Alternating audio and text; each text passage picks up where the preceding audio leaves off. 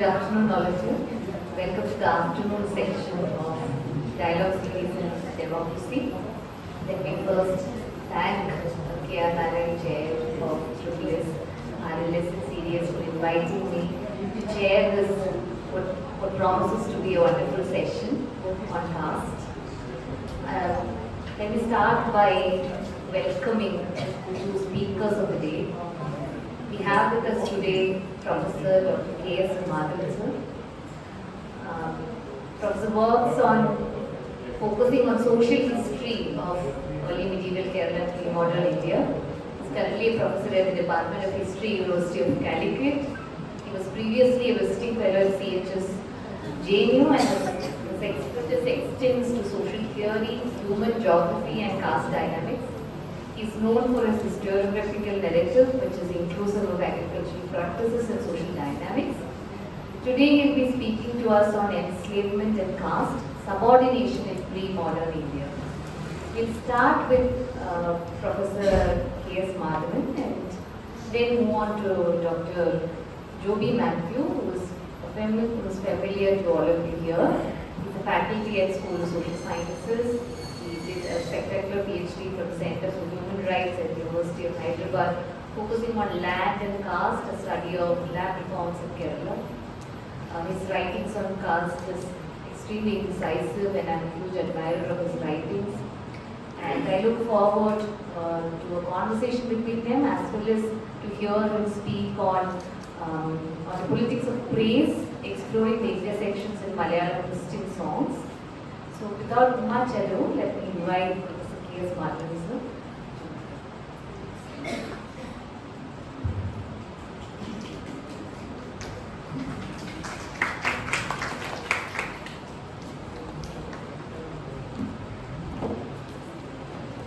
Respected Chair, fellow researchers and students, formally I extend my sincere thanks to the organization of the seminar for inviting me to participate the discussions surrounding the slavery, development, marginality and so on. So what I am trying to present is something which is related to the pre-modern, not modern at all. Pre-modern history from the perspective of an agrarian history, in which there are some familiar notions regarding the agrarian process, or agricultural process largely. Here, in order to make a connection with the question of what we call unfreedom, slavery, untouchability, hierarchy, another kind of social process of unfreedom can be linked with the historical legacy of all this process, with the pre-modern largely from the early historical periods. More conveniently, I would like to confine my presentation focusing on certain themes. That is, one is the question of land and land relations, land management, land ownership and control, etc., etc. Second is the question related to the what is the forms of labor that existed in the pre-modern periods largely. Maybe you are familiar with certain canonical kind of notions regarding the labor and labor process, labor activities, and laboring kind of entities. We will discuss all these things with regard to the information given in these descriptions and other evidences in the period in Kerala. The third question is related to the production process, agrarian production process, and the ownership and control, tenure practices, etc., which is existed there, which in fact actually formulated a certain kind of institutional mechanism of appropriation of the surplus and redistribution of all the surplus into various levels, which in fact actually created a certain conditionalities for the development of hierarchy. And also the way in which the hierarchy had been developed, the subordination and dominations. in particular way, which is also defined in terms of caste and other kind of structural inequalities. So you are familiar with the basic unit of agrarian production and settlement. That is, conventionally in South India, that is Ur. There is a village settlement. Ur is the general category to denote largely the settlement of the people and the agrarian territory. And there are Brahmin settlements, migration of the Brahmin settlements, and non-Brahmin settlements, and also the lands that was developed, landed territory was developed in those settlements. For example, the Brahminical control of land in the form of what we Brahmasam and Devasam, etc. In Kerala history, you are familiar with all these things. Then the land was generally considered as a wetland body, agriculture, wetland body, or riparian, water, ridden areas. There in the mostly in the river valleys in Kerala as well as elsewhere in South India. So the wetland body agriculture is the predominant form of the resources that have been generated historically. In addition to that, we found the certain other categories, that is the multi-crop areas in the garden produce. Multi-crop area of the garden produce in the garden land. That is the Parambu Puredam areas.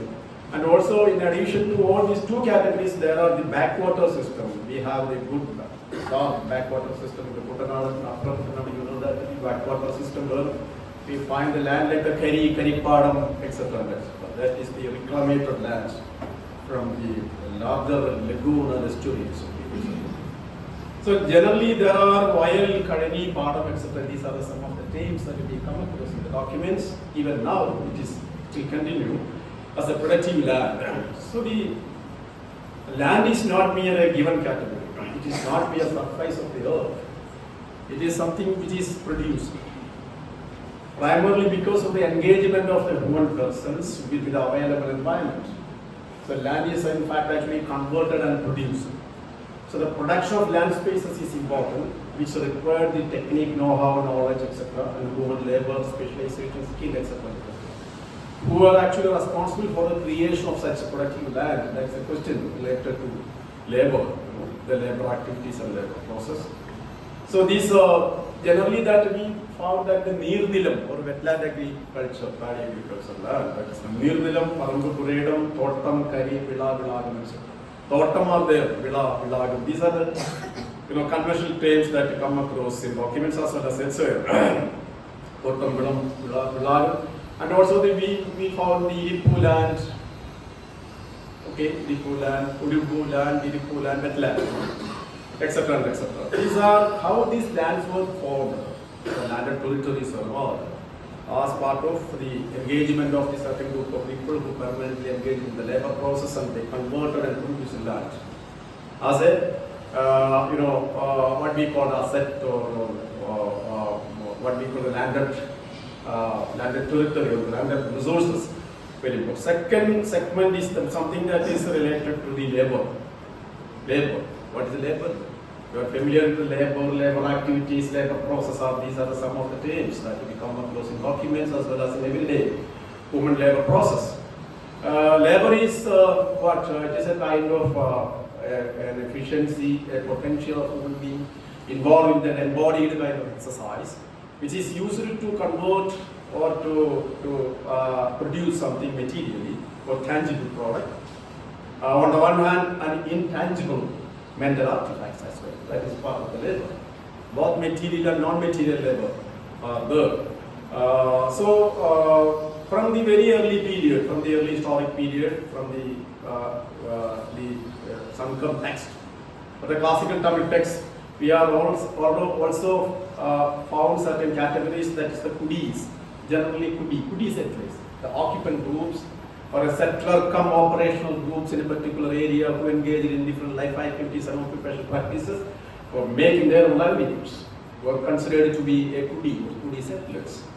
And also by the beginning of the 9th century, when we found a large number of inscriptions, that is the Chera inscriptions.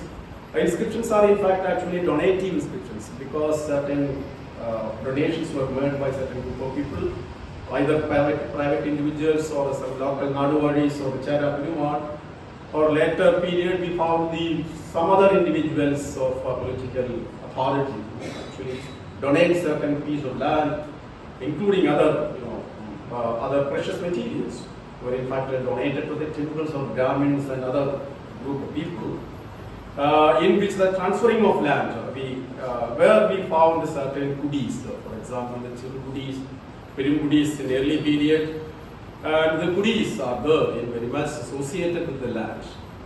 Who were the goodies? Goodies were an occupant groups who settled in a particular area, engaged in a specific form of life activities, having their own identity of their kinship identities.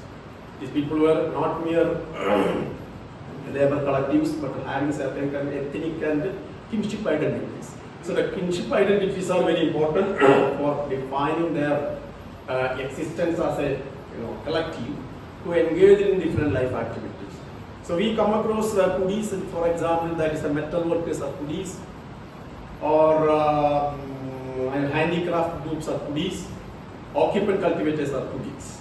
Goodies were in fact actually formed as part of the development of what we call life activities and production operations in different areas in Kerala. For example, the riverine riparian water lodging areas in the river valleys. Mostly we found the goodies of what we the agriculturalist, Pudak goodies, and the pro-agriculturalist. Pro-agriculturalist is considered the Pudak goodies. Okay.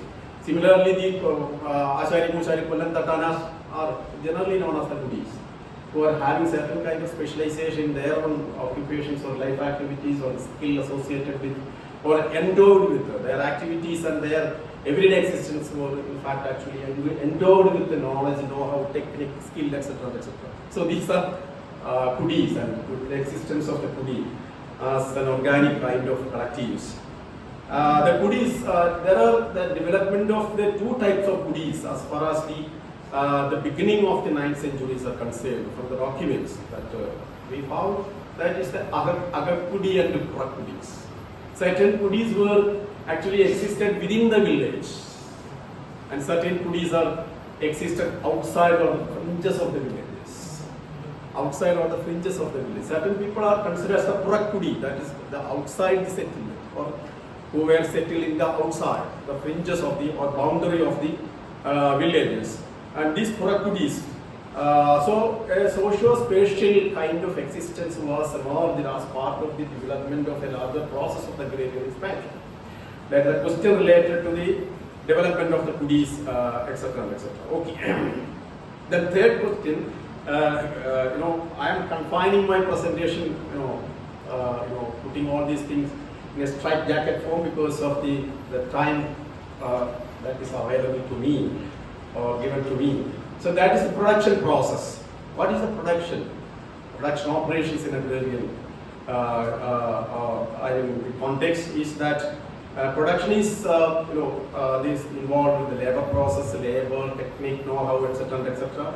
The production of the material, produced mostly in the form of the monocrop, that is the paddies, or multi-crop, that is the multi-crop parambu products, what we call the multi-crops, spices and other kind of things. So here in the early period that we found the different kind of people who settled in the different areas, in the mountainian, hilly, backwoods regions where people lived, in the Mulla Gurunji regions, that is people lived as foodies, okay? And they engaged in the life activities, for example, the hunting, gathering, kind of things, hunting, gathering, /and agriculture, etc.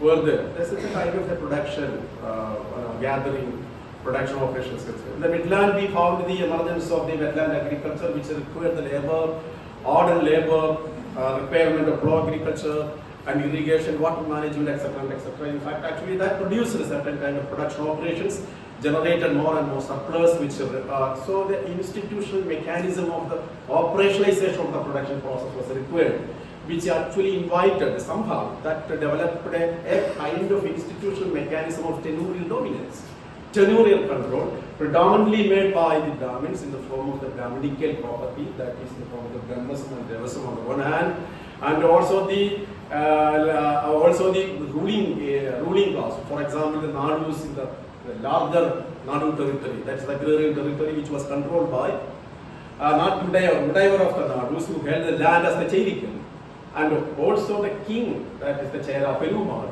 who controlled the land of their own lands under direct control of the state. That is the also known as the Cherikan lands, where a particular kind of ownership was developed. So largely there is that ownership and rural control was actually leading to a tenurial dominance or tenurial practices, that is the Karala Urala kind of relations. Karala Urala kind of relations. Karalas and Uralas were in fact actually the dominant group who managed the property, who controlled and regulated the property in the form of Brahmasam and Devasam kind of land and property under the Brahmin moves and under the Brahminical governance. So later what we found the tenurial dominance of a certain group of people, that's the Brahmins, the Brahminical, what we call the Brahminical groups, that those who were associated with the Brahmins and Brahminical temples, temple functionaries and other groups, such the Brahminical association. The Brahmins in fact actually possessed their rights of land ownership and control as a collective or group rights. Brahmin as a group, they possess the land and other kind of ownership on the land and other kind of things. Then there are certain kind of intermediary tenures who were also developed as Kidid and Gidayid, etc. Then Karama was also so who were actually directly involved in the production operations. Firstly, the Kudis of occupant groups. Kudis, who were in fact actually developed as settler cultivators. They were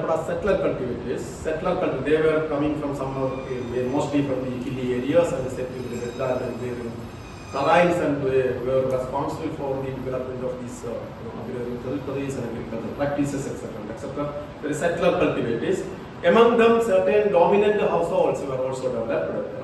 And at that time, the Brahmin migration took place. And the Brahmins were able to control the landed territory with the support of the Natudevar and the Chera Perumal. So they were able to control the land in the form of the nations made by these military authorities, etc.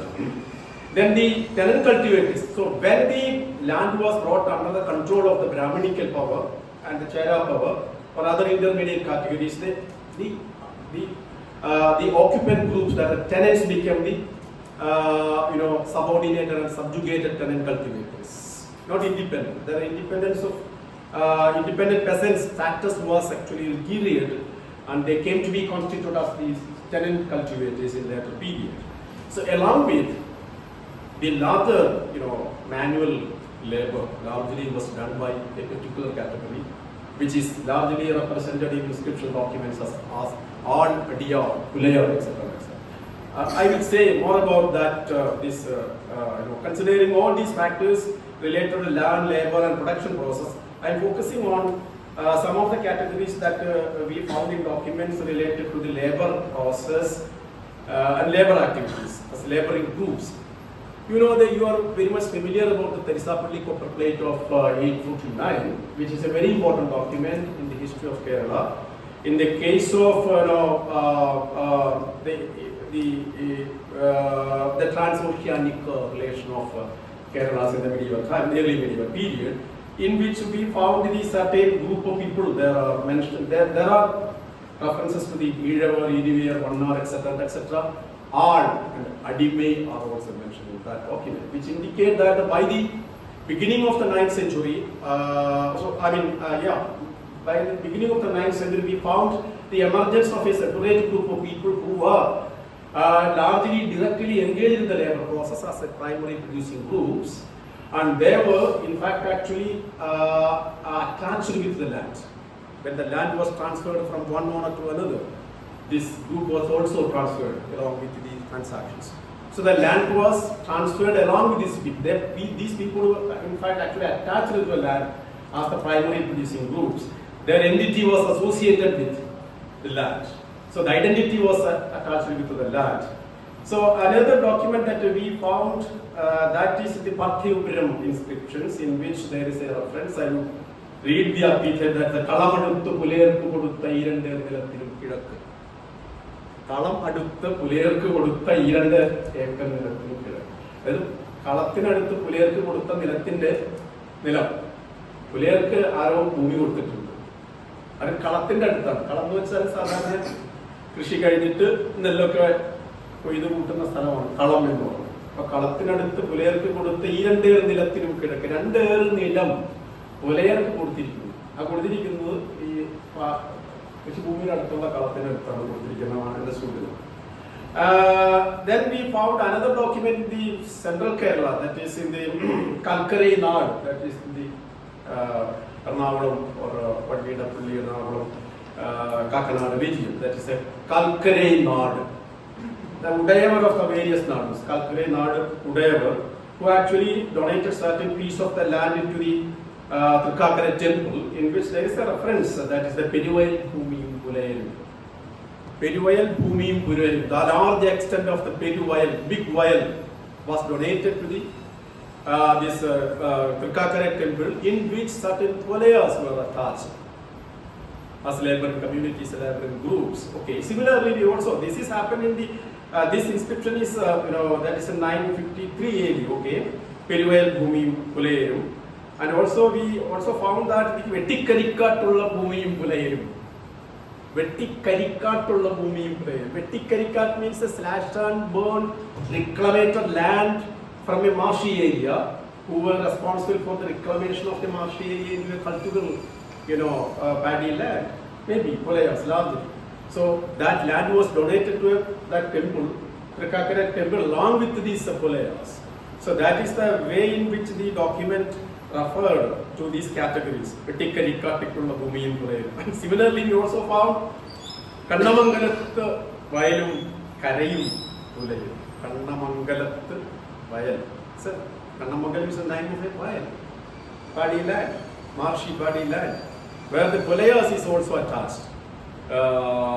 And similarly in Tiruvalla copper plate, familiar with the Tiruvalla temple and Tiruvalla copper plate, Tiruvalla, Granthavari, etc., etc. There is a reference that Munjinadu Ulaya Raman Mahadevi, Tande Injatturithum Kurikadu Bhumiyum Pulayalum Kude, Tiruvalla Kudukunada. Munjinadu എന്ന് പറഞ്ഞാൽ തൊട്ടടുത്തിരിക്കുന്ന നാടിനെയാണ് തിരുവല്ല പ്രദേശത്തെ ഒരു നാടിനെയാണ് മുഞ്ചിനാട്. മുഞ്ചിനാടിന്റെ ഉടയവരായിട്ടുള്ള രാമൻ മാദേവി തന്റെ ഇഞ്ചത്തുരുത്തും കുഴിക്കാട് ഭൂമിയും, തുരുത്താൻ കുടിക്കാട്, തുരുത്തി മാർഷി ലാൻഡ്. Similarly, the കുഴിക്കാട് is also a marshy land. Think about, where do you find the Pulayas? Either in the cultivable land or the cultivated land, So these Pulayas and the Injatturith and the Kurikada Bhumi, so the marshy lands, were transferred as a donation to the temple by the Raman Mahadevi of the Munjina. Injatturith, Kurikada Bhumi. And similarly also the Kollur Matham place. Kollur Matham place, we found the Aanalum Penradum. So here we found that the two categories are there. One is the Aad and Adiyar. Aad, Adiyar, sometimes Pulayas. So there are Aanalum, she's Aad, and he Aad. Okay, Aanal and Pennal. See, that is a gendered kind of existence of the enslaved laboring categories.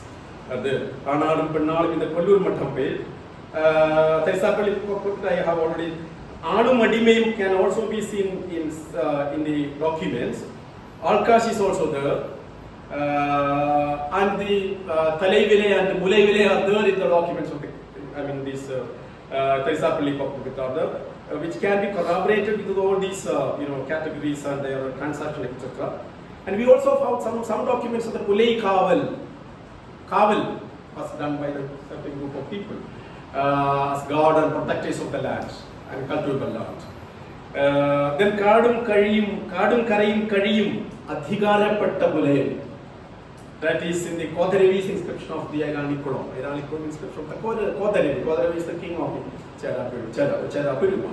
That is Kadum, Karayum, Kariyum. Kadu means what we call the forested, not the thick or deep forest.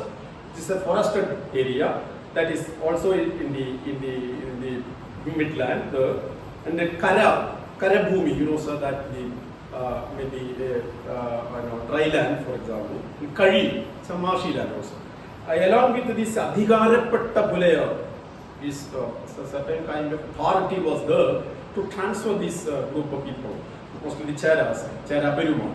And all these are some of the inscription evidence to denote the existence of laboring categories, or what I call it as in the production, larger production operations and the labor process. We can say that these were the people who are primarily engaged in the labor activities and labor production. I mean production of the material resources under the control of the tenure dominance of the certain overlords like the temples, the Brahmin settlements, the king and the intermediate categories and all these people.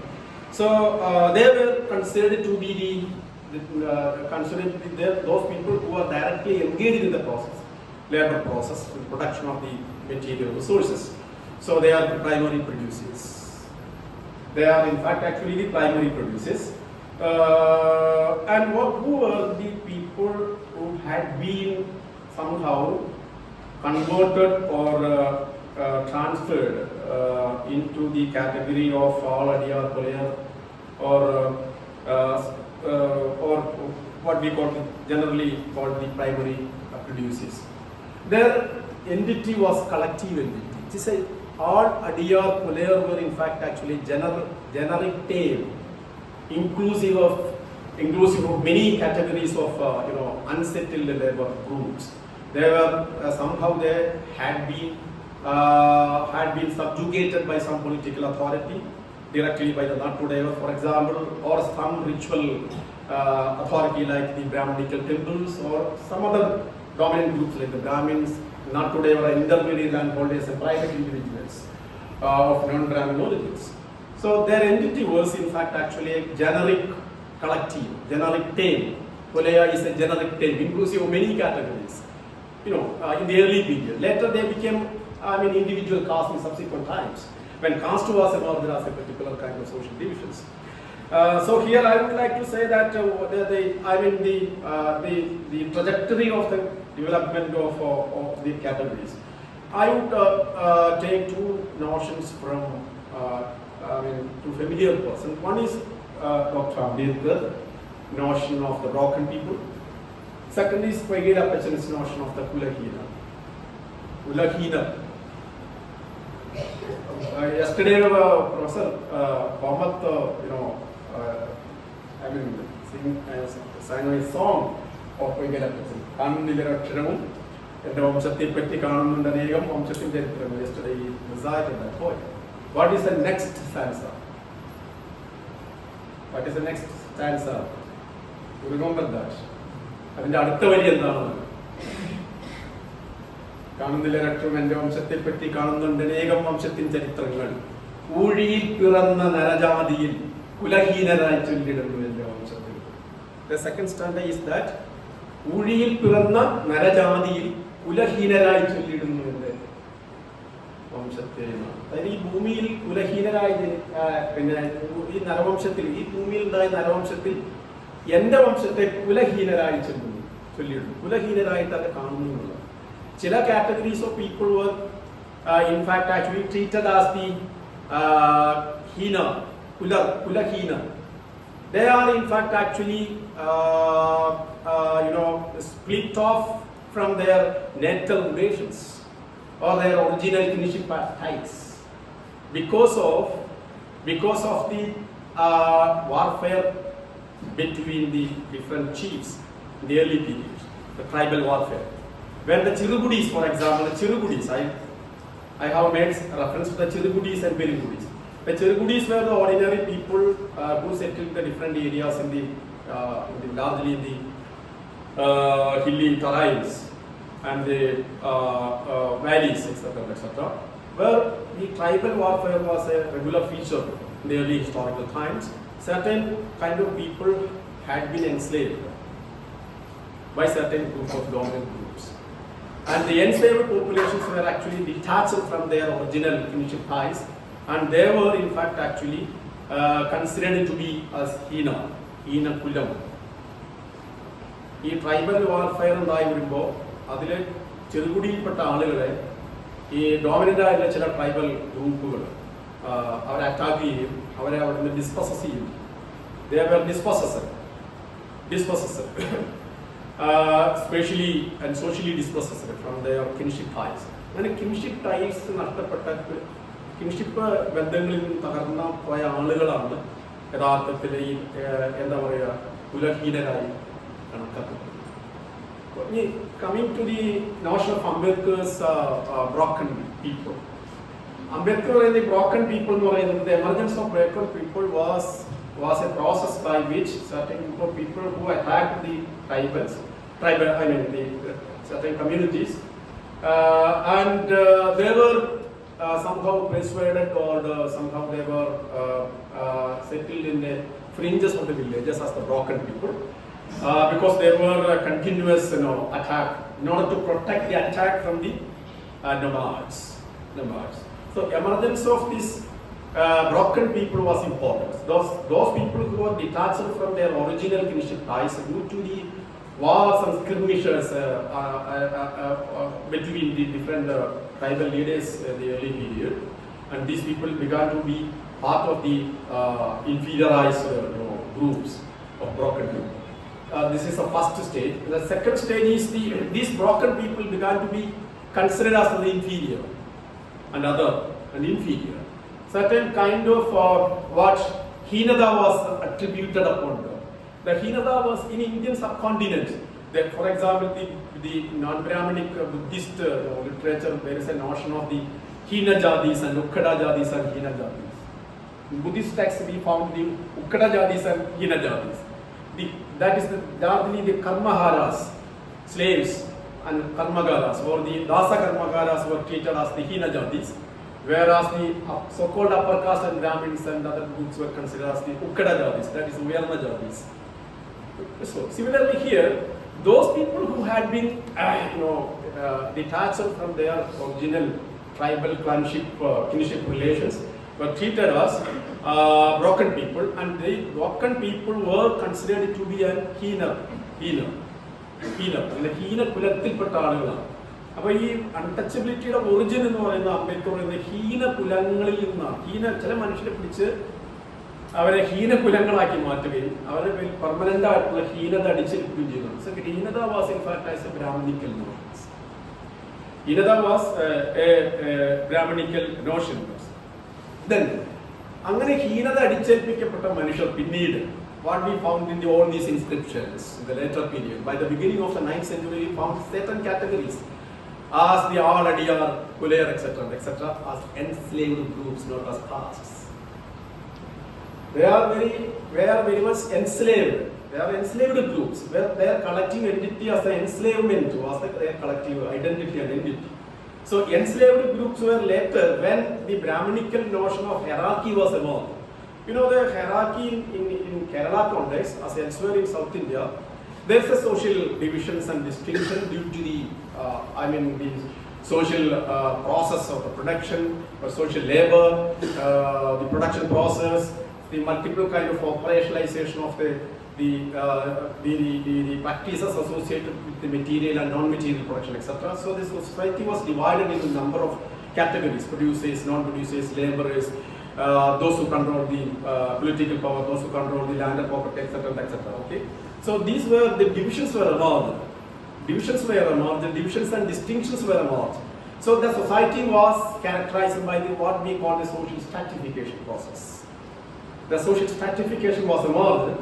That social stratification was leading to a vertical kind of configuration through the institutional mechanism of the production. Labor process, production, appropriation of surplus, redistribution, political authority, rituality, temples, so many categories were evolved.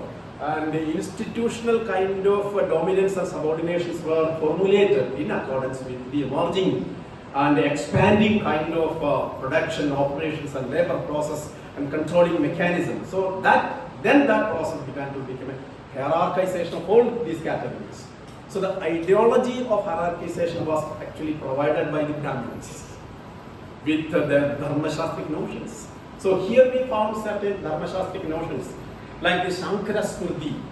In the morning, Professor Thorat, repeatedly, mentioned about the importance of Manusmriti, where, the different categories were developed and assigned duties and obligations, etc., etc.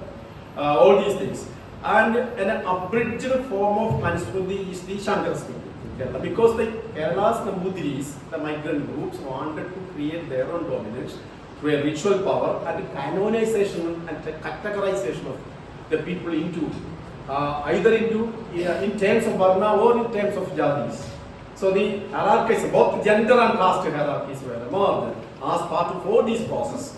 Both gender and caste hierarchies were emerged in the context of the dominance of all these things and the emergence of the Brahminical power and the ritual religious practice of Brahmins, in which the Brahminical notions of hierarchy was actualized and which was largely supported and legitimized by the political power of the Cheras. The political authority, in fact, actually legitimized all the categorization, canonization process in which the Brahmins became a reference society.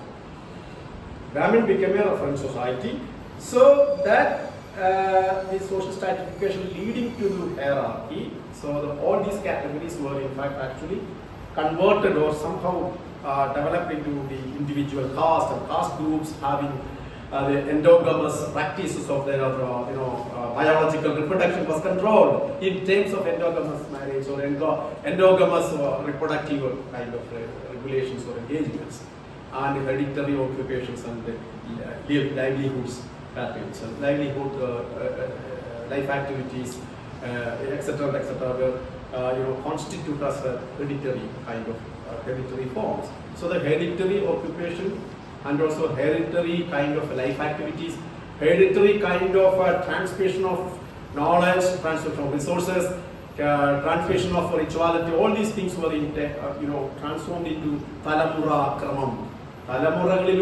So the continuous kind of a Talamura was also developed in the case of not only in the case of the transmission of resources or transmission of knowledge, transfer of everything was transformed and transmitted, a flow of kind of things to Talamura Krama.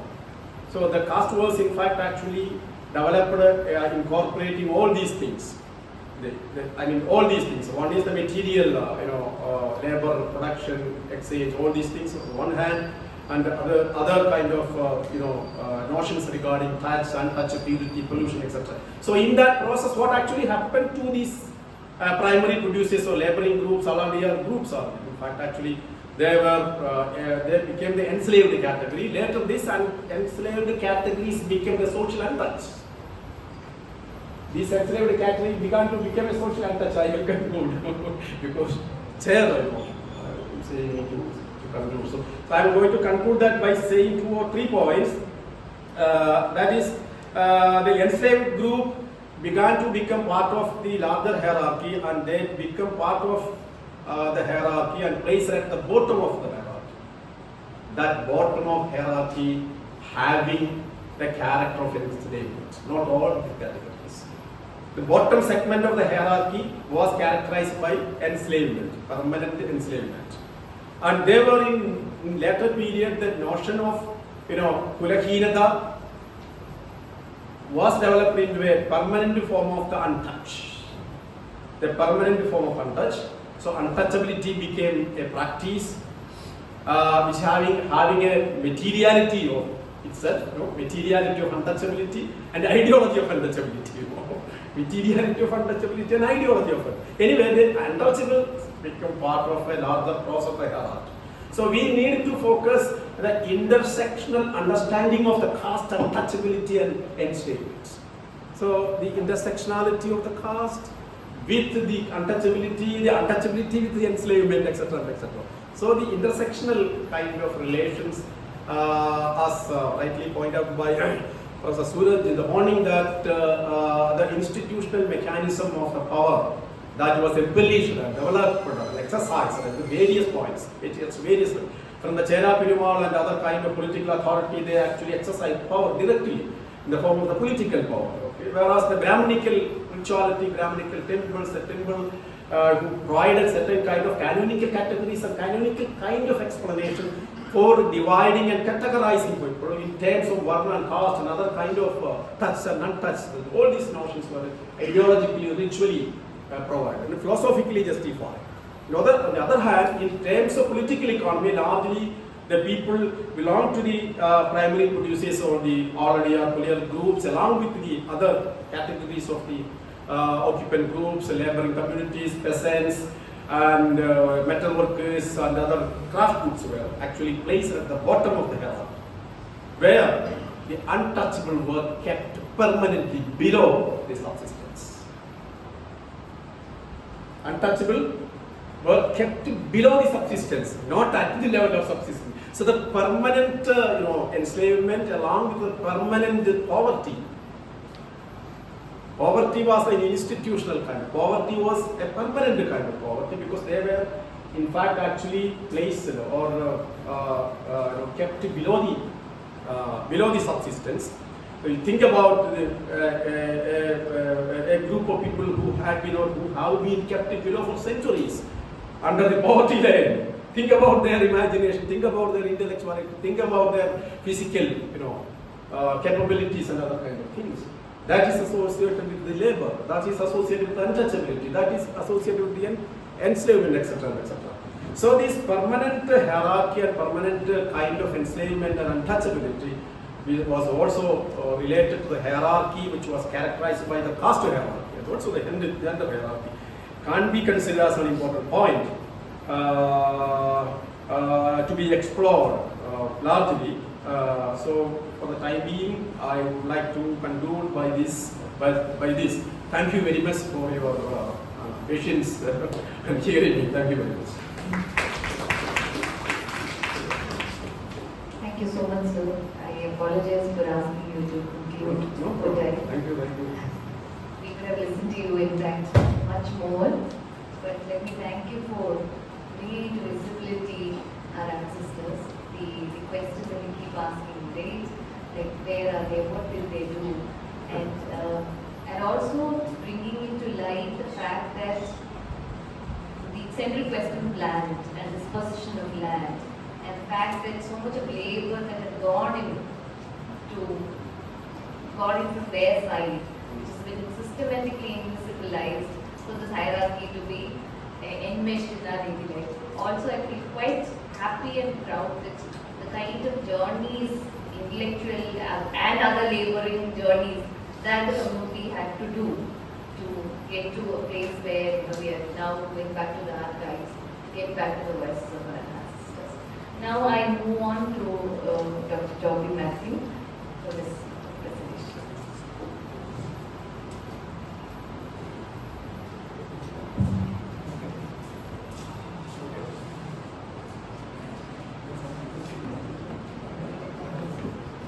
So, good afternoon, everyone.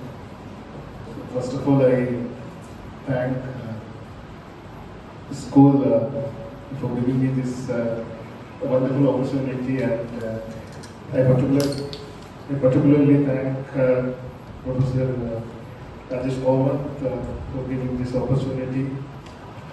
I also thank Rose Alexander Steffing, South Asia, Mahatma University, Center for Dalit Studies. So I thank everyone and colleagues, friends.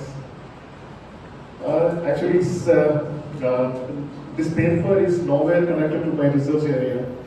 I worked on caste, land, etc., etc. But this is completely a new area which I am started to look into. So particularly on songs. So I just wanted to look into this, the experience of this particular community that they were going through, and what kind of transcendence they are having. So that's the reason I titled The Politics of Praise, exploring the intersections in Malayalam Christian songs. So I chose a few songs, around 5 to 6 songs, and I have to add more. So what exactly the songs were talking about, and how the intersectional approach is actually looking into these various aspects of their own life, their own subjectification, their own Christianness, their own ideas on the brotherhood, and a lot of other subjective experience, and etc. etc. So I'll do one thing. I'll just read the paper that is more comfortable to me instead speaking, and in the meantime I'll be engaging through in Malayalam as well. Okay, the reflections of subaltern caste experience found in popular Malayalam Christian songs represent a complex and multifaceted phenomenon. Although Christianity emphasizes equality and brotherhood, the distinct political nuances of Dalit subjective experience have significantly influenced the Christian music. Through these songs, the tension between the theological ideals and the social norms are revealed. So in short, it's an attempt to explore how the struggles for social justice and other transformations. The transformation, I am not talking about the Hegelian transformation. Transformation manifests in Malayalam Christian songs by focusing on very few. So I theoretically categorize this paper in this way. Basically, the words, singing, and praise. Otherwise, I would be more happy to say like that: song, singing, and praise. So these are the method. If you go to any Christian churches, so you would initially they start with any kind of songs. So basically, they were repeatedly, they sing that song. Finally, they go with praise and worship. So there are a lot of transcendence actually happening. So I looking into this category like in three theoretical categories. One is transcendence, and another is delusion becoming, and another is liminality by Victor Turner. So these are the three. Another is like lived experience basically. So this three categorization we could see in this praise and worship basically. If you see that also basically they started with the singing, and some of the people they may use the word called the other tongues, and we could see it is a kind of transcendence, and the liminality. The liminality also Turner also talks about the distinction between two phases, and we could exclusively looking into this. That the liminality also we could see here. So initially this delusion, if you understand that, the creative and transformative potential of the individual and collective becoming. So it's not just an individual becoming, but it's a collective becoming. So obviously, if you go with the works of Anti-Oedipus, totally a subjective person can be transformative in any aspect, in a spiritual aspect or any other material aspect. So it is our own idea that what actually the transformation is happening, what transcendence is happening, it is our duty to looking into. And second thing is, Turner is saying like this, it's a process of change, and the individual society or society is transitioning from one state to another. The same thing happens during the time of praise. It's my argument. You can disagree with me, you can question me. I welcome that. So another is Amalia Pondi's lived experience. And that is very much happening here. Let me read out what Pondi talking about lived experience. Lived experience is rooted in the body and its sensory motor interactions with the environment. And he says it's very, very important when we look into this subjectification. He says like that, highlight the importance of the body. Highlights the importance of body in shaping our experience and perceptions and embodiment. That's what the Pondi using the word embodiment. The body is a matter, not that the experience is matter. Experience actually going into body. So that bodily transitions one has to understand. Otherwise, we may not be able to. We may not bring that ideas of these subjective experiences. So let me read the other part of this essay. So one of the well-known songs across various Christian denominations in Kerala. ചിലർക്ക് ചില Christian ബാക്ക്ഗ്രൗണ്ടിൽ നിന്നുള്ള ആളുകൾ കേട്ടിട്ടുണ്ടായിരിക്കും, കാന്തനെ കാണുവാൻ ആർത്തി വളരുന്നെന്ന് പറഞ്ഞിട്ടൊരു പാട്ടുണ്ട്. കാന്തനെ കാണുവാൻ ആർത്തി വളരുന്നേ ഇല്ല പ്രത്യാശ മറ്റൊന്നിലും. That's a song like this, which contains the diverse representation of Dalit experiences. Some line from this song this song actually written by Pastor S Mathavan, and in that song there is a line called, I'll read that line. Padmaru bhumiyil klesham sahikkuvil. I'll sing that. Padmaru bhumiyil klesham sahikkuvil. Nityaturavu vrittattum njan. Vishramichidum njan sorgakottaarathil. Nistulyamaya prabhavathil. That's a song like this. So I have a very good translation. So I'm sorry for that. In the barren wilderness, if I endure suffering, I shall reach out to eternal harbor. I will rest in the heavenly mansion. So these lines reflect the sorrow and the resilience of Dalit life. The song parallels the sufferings of the Israelis during their exodus from Egypt, and they're actually comparing the Dalit experience with the exodus. And violence on the caste segregation, forced labor, economic exploitation, social ostracism, limited access to education, resources, so on and so on. So what we exactly hear that another significant line suggested in these lines is that rest of the line goes like this: the concept of rest. ഞാൻ പറഞ്ഞിരുന്നത് വെച്ചാൽ ഈ ഇതേ പാട്ടിൽ തന്നെ അവർ mention ചെയ്യുന്ന മറ്റൊരു കാര്യമാണ് റെസ്റ്റിനെ പറ്റിയിട്ടുള്ളത്. അത് ഇതിന്റെ ബേസിക് കുഴപ്പമെന്ന് വെച്ചാൽ ഇത് മലയാളത്തിൽ എഴുതിയിട്ടുള്ള പാട്ടുണ്ടാകും. അപ്പം ഇംഗ്ലീഷിലേക്ക് വരുന്ന സമയത്ത് ഒരുപാട് മിസ്റ്റേക്ക് എനിക്ക് തന്നെ അത് ഫീൽ ചെയ്യുന്നത്. അതായത് they say like this, അതായത് വിശ്രമിച്ചിടും, നിങ്ങൾ ആ വാക്ക് മനസ്സിലാക്കി എന്നാണ് ഞാൻ വിചാരിക്കുന്നത്. വിശ്രമിച്ചിടും ഞാൻ സ്വർഗ കൊട്ടാരത്തിൽ നിസ്തുല്യമായ പ്രഭാതത്തിൽ എന്നാണ് ഈ CS മാർക്സ് എഴുതിയിരിക്കുന്നത്. Basically he was talking about rest എന്നുള്ളതാണ് ഒരു ഐഡിയ. ക്രിസ്ത്യൻ സോങ്സിൽ എങ്ങനെയാണ് വിശ്രമത്തെ പറ്റിയിട്ട് സംസാരിച്ചു തുടങ്ങുന്നത് എന്നുള്ളതാണ്. ഇങ്ങനെയാണ് ഈ പാട്ടുകൾക്കുള്ളിൽ വിശ്രമം എന്ന് പറഞ്ഞൊരു ഐഡിയ വരുന്നതെന്നുള്ളതാണ് ഞാൻ നോക്കുന്നത്.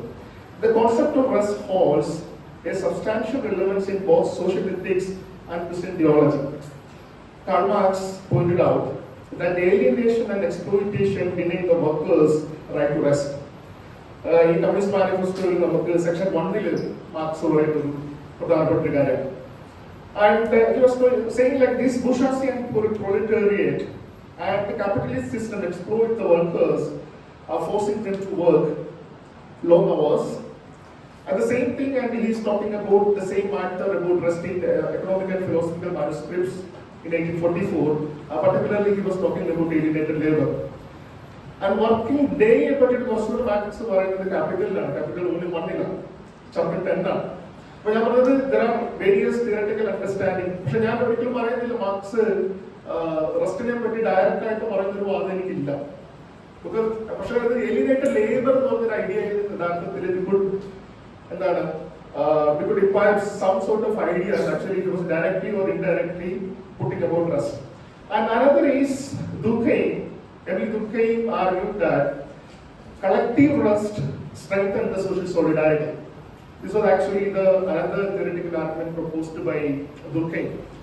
The elementary forms of religious life in 1912. And there he talks about social cohesion in the context of anomy. That's what actually the idea of anomy Durkheim bringing, because he is very much concerned about the rest. That's what he talked about anomy. How these social cohesions actually matters, and why people can't have rest if there is no cohesion between. And rest as a shared experience of relaxation and rejuvenation, essential maintaining social solidarity, is an argument by Durkheim. And another idea, actually bringing by Herbert Marcus' idea that the genuine rest enables liberation, is also pertinent here.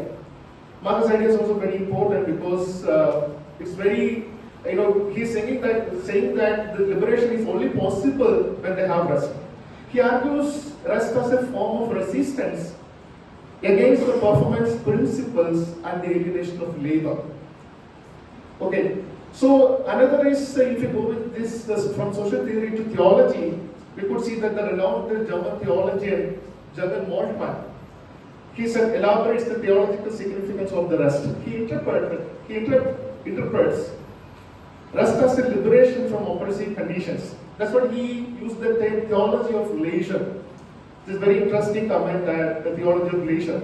It's not merely about the passive rest, but the rest represents joyful participation in God's creation. He critiques a traditional notion of work and leisure as a form of resistance against the consumer exploitation. In a sense, Moltmann's view rest as a liberation from oppression, exploitation, and the burdens of the world. The restlessness and the experience of servitude faced by Dalit agricultural laborers resonate in the lines of this song. So another song, I will read out the experience of the another song. So another part of this, the same song like this. The another part of the song states, in the presence of the Lord, caste distinctions should not matter. അതായത് അതിനകത്ത് ഒരു വരി ഇങ്ങനെയാണ് പാട്ടില്, നിങ്ങൾ ആ പാട്ട് കേട്ടിട്ടുള്ളവർക്ക് അറിയാം. ആ പാട്ട് ഇങ്ങനെയാണ്, വർഗ വ്യത്യാസങ്ങൾ വീട്ടുകാർ നാട്ടുകാർ ഭേദം വരാം നാഥൻ വരവിൽ എന്നുള്ളതാണ് പാട്ട്. ഇങ്ങനെയാണ് ആ പാട്ട് തുടങ്ങുന്നത്. So this suggests that the ancient and complex caste system in India and also infiltrated Christianity has had created division. There is hope expressed in these lines that the plight of those who have had to live under the historical and cultural structures of caste-based purity distinctions will be transformed with the Lord's second coming. The song indicates that the caste and class distinction that persist in contemporary churches will cease to exist under the second coming of Jesus. There is also a sense of hope found in the promise that Jesus is not only a liberator but also a justification for the marginalized groups. So here I just wanted to bring the idea of the black theological idea, proposed by James S. Cone. The Cone's idea, if you go with the Cone's idea, what exactly we are looking into this, Cone was saying that the influential black theologian depicted the second coming as a revolutionary liberation from white supremacy, basically. So what actually he was doing that, if you read this black theology of James S. Cone, he was talking about that lynching. With the idea of lynching, basically, they were talking about lynching tree. അതായത് ഈ കൂക്ലസ്കാന്റെ സമയത്ത് ഇവരെ കൊണ്ടുപോയിട്ട് ബ്ലാക്സിനെ കൊണ്ടുപോയിട്ട് ഇങ്ങനെ കൊലപ്പെടുത്തിയിരുന്ന സ്ഥലത്തെ യഥാർത്ഥത്തിൽ അവര് കാണുന്നത് ഒരു ക്രൂസിഫിക്കേഷൻ തന്നെയാണ്.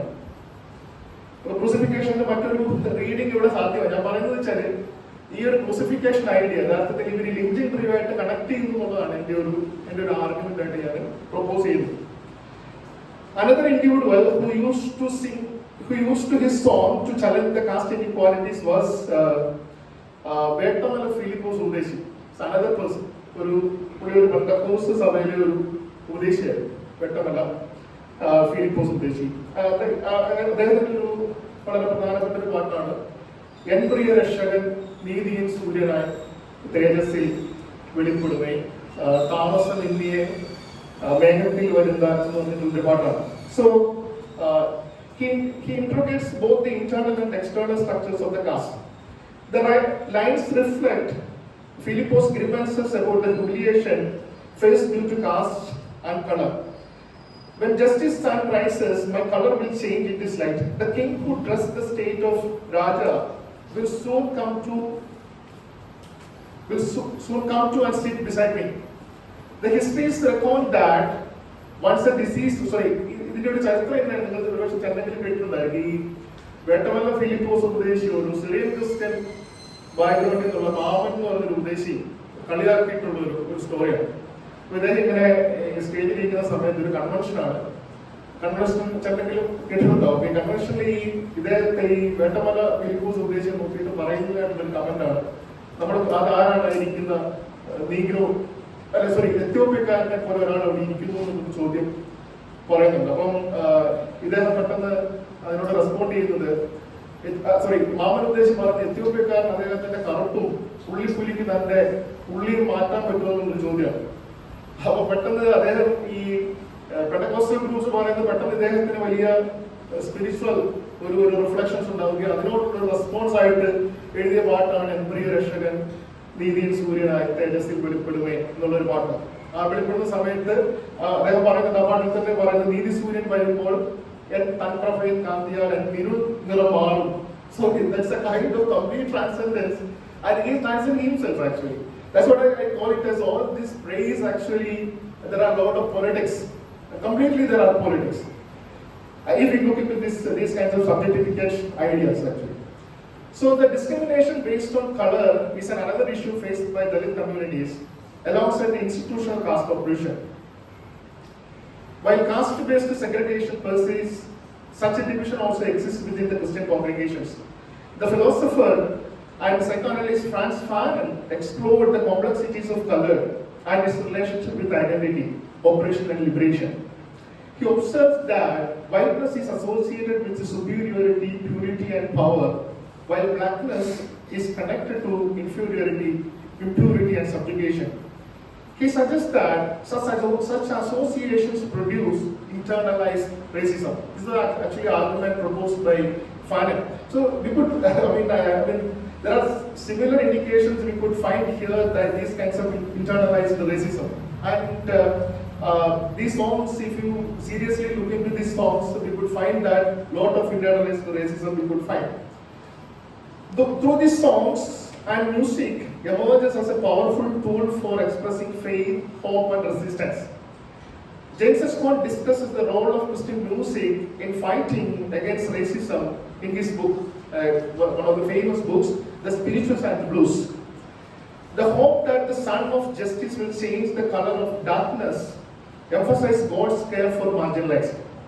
Unlike perspectives that view humanity through the lens of race and social status, the belief in the imago Dei എന്ന് വെച്ച് കഴിഞ്ഞാൽ നമ്മൾ ബൈബിളിലുള്ള ഒരു കാറ്റഗറി തന്നെയാണ്. ഇമോഗോ ഡെയി എന്ന് വെച്ചാൽ നിങ്ങൾ ഉൽപ്പത്തി പുസ്തകത്തിൽ കാണുന്ന നമ്മളൊരു മനുഷ്യൻ ഉൽപ്പത്തി പുസ്തകത്തിലെ ഒരു വാക്യം എങ്ങനെയാണ്, ദൈവം അവന്റെ സ്വരൂപത്തിലും സാദൃശ്യത്തിലും മനുഷ്യനെ സൃഷ്ടിച്ചു എന്നാണ്. അപ്പൊ അങ്ങനെയാണെങ്കിൽ ദാറ്റ്സ് കോൾഡ് ഇമേഗോ ദെയ്. അപ്പൊ എങ്ങനെയാണ് ഈ ഇൻസ്റ്റിറ്റ്യൂഷനിലെ റെസിസ്റ്റ് കോണ്ടെക്സ്റ്റിൽ നമുക്ക് മനുഷ്യരെ എന്താണ് ഒരു ക്ലാസിഫൈ ചെയ്തിട്ട് കാണാനായിട്ട് കഴിയുക എന്നുള്ള ചോദ്യമാണ്. അതുകൊണ്ടാണ് അദ്ദേഹം പറയുന്നത് ഈ ഇമോഗോ ഡെയിലുള്ള ഒരു പെർസെപ്ഷനാണ് നമുക്ക് ഉള്ളതെങ്കിൽ ഈ ഒരു എല്ലാ ഹ്യൂമൻ ബീയിങ്ങും വാല്യൂഡ് ആവേണ്ടതല്ലേ എന്നുള്ളൊരു ചോദ്യമാണ്. എന്തുകൊണ്ടാണ് ഡിഗ്നിഫൈഡ് അല്ലാതെ പോകുന്നതെന്നുള്ള ചോദ്യമാണ് കോൺ പറയുന്നത്. This experience can also be examined in another famous song by Philippos. മറ്റൊരു പാട്ടാണിത്. ആ പാട്ട് എങ്ങനെയാണ്, ക്രിസ്ത്യ ജീവിതം പോൽ ഭാഗ്യം പാരിൽ എന്തുള്ളൂ എന്നുള്ളൊരു പാട്ടാണ്. The Christian life, what blessings are there? Some lines like this: when the enemy approaches with mockery, praising and comforting gives strength. അതായത് മലയാളം എങ്ങനെയാണ്, പരിഹാസം ചൊല്ലി ശത്രു നേർത്തു വരുമ്പോൾ സ്തോത്രം പാടി ആശ്വസിപ്പാൻ ശക്തി നൽകുന്ന എന്നുള്ളതാണ് ക്രിസ്ത്യ ജീവിതം പോൽ ഭാഗ്യം പാരിൽ എന്തുള്ളൂ. സോ ഞാൻ ആ പാട്ടിന്റെ ആ ഒരു ലൈനിനെ ഞാൻ ഇങ്ങനെയാണ് കാണുന്നത്. Also various opinions exist regarding the background of this song. അതായത് ഇതിനൊരു കോണ്ടെക്സ്റ്റ്, അതായത് പരിഹാസത്തിന്റെ ഒരു കോണ്ടെക്സ്റ്റ് യഥാർത്ഥത്തിൽ ഇതിലില്ല എന്ന് ഫിലിപ്പോസ് ഉദ്ദേശിച്ച് തന്നെ പറഞ്ഞിട്ടുണ്ട്. അതായത് ഡയറക്ട്ലി ഒരു ദളിത് എക്സ്പീരിയൻസിന്റെ കണക്ഷൻ ഇതിനകത്ത് ഇല്ല എന്നുള്ളൊരു വാദം അദ്ദേഹം പറഞ്ഞിട്ടുണ്ട്. പക്ഷെ ഞാൻ ഇതിനകത്ത് ഒരു മോക്കറി എലമെന്റ് ആണ് ഞാൻ എടുക്കാനായിട്ട് ഉദ്ദേശിക്കുന്നത്. So the various opinions exist regarding the background of this song. Mockery remains a harsh reality for Dalit communities even today, with the term appearing in several Christian songs. For instance, in this song, the time has come for the mockery and the troubles to end. The Lord King will reign with majesty. Mockery can be interpreted to connection with other social realities, particularly in relation to the subaltern caste experience. The critical understanding here is that mocking Dalit community based on their caste identity is deeply rooted and widespread issue in Indian society. These mockeries are prevalent in the caste slurs, caste-based name calling and jokes, creating a psychological and emotional impacts that are often overlooked. Pierre Bourdieu, his concept of symbolic violence, we know that.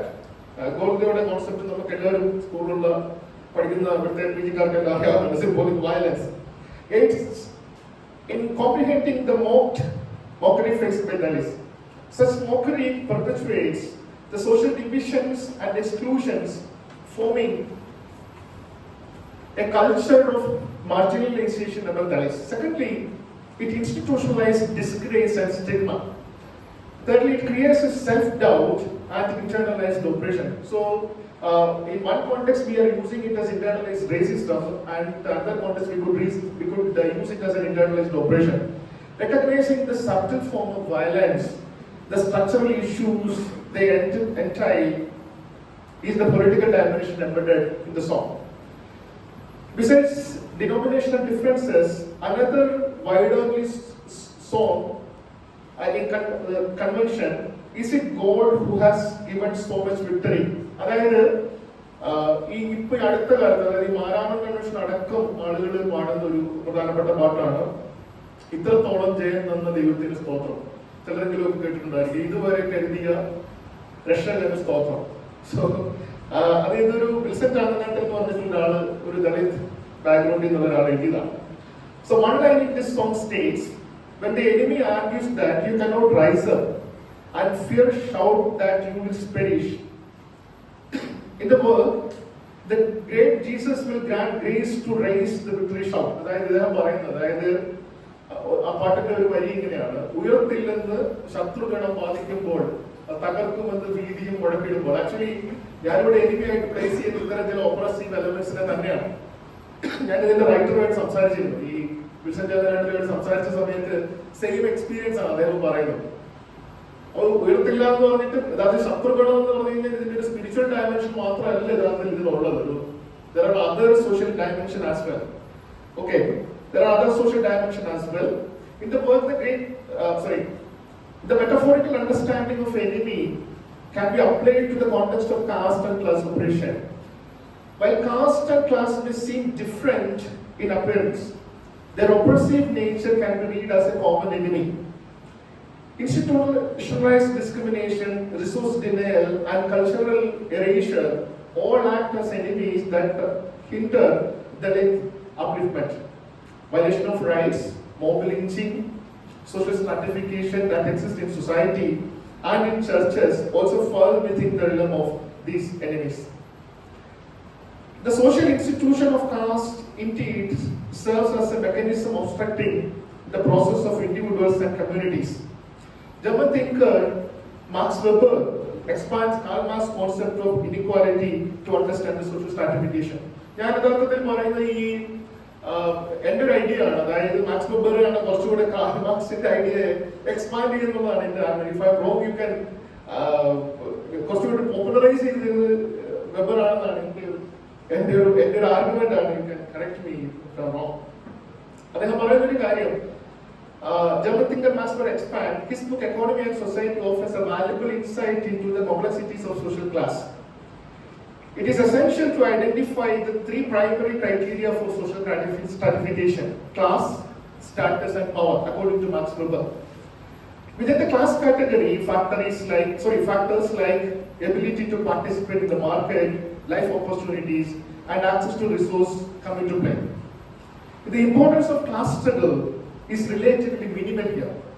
അതായത് നമുക്കറിയാവുന്ന കാര്യമാണ്, weber ഈ class സ്ട്രഗിളിനെ market related ആയിട്ട് കുറച്ചുകൂടെ ഈ class സ്ട്രഗിളിന്റെ അതിന്റെ ഒരു analytical പാർട്ടിനെ കുറച്ച് മാറ്റുന്നുണ്ട്, അറിയാവുന്ന ഒരു കാര്യമാണ്.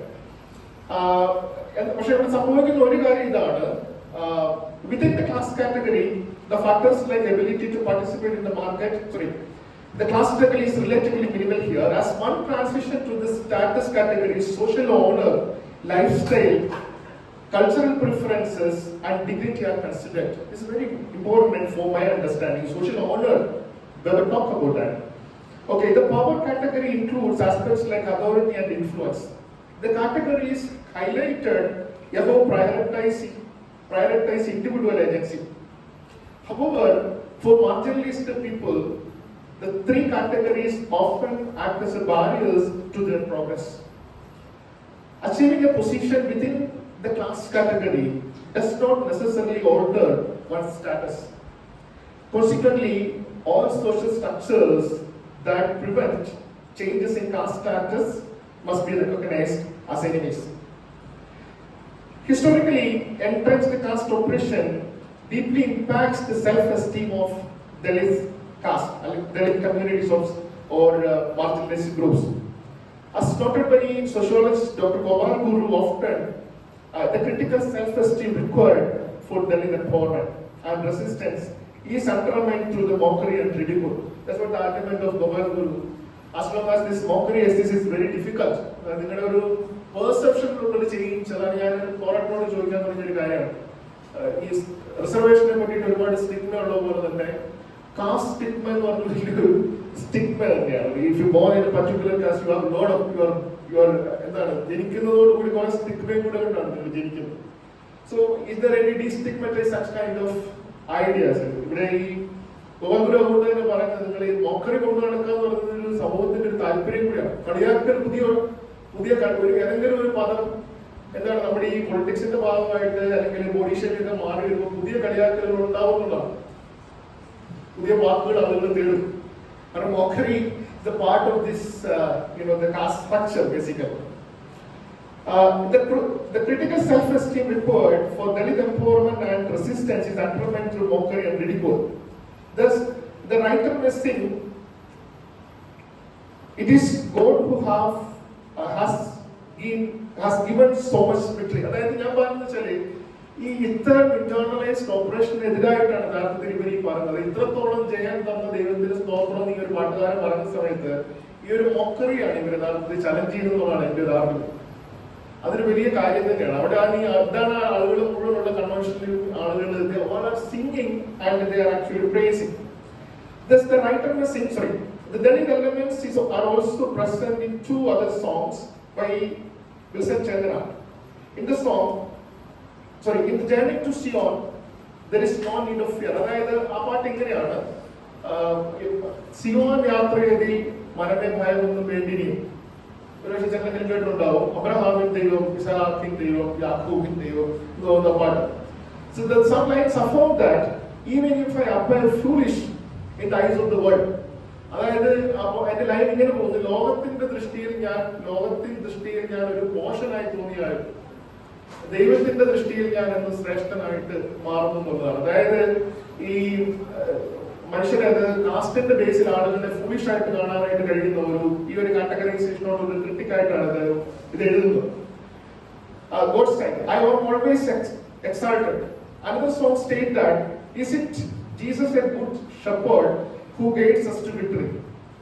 Is it this Jesus a good God who honors us before those who mock? The writer clarifies that while these two songs may not have direct connection to caste experience, the historical and cultural constructs that depict the marginalized group as foolish, unworthy, and reflected in caste narratives. In the complex web of social stratification, lower castes are often depicted fools and those with the different understandings. The dominance of upper caste in education, literature, and media continues to perpetuate the portrayal of lower caste as uncivilized primitive. That is the same argument that the idea of civilizing vision used by Franz Fanon. Depicting Dalits as shameless is another harmful construct embedded in caste discourse. This narrative implies that Dalits lack the dignity to seek a higher status in society, reflecting a personal failure or moral deficiency rather than structural oppression. This representation aligns with the theory of stigma described by Erving Goffman.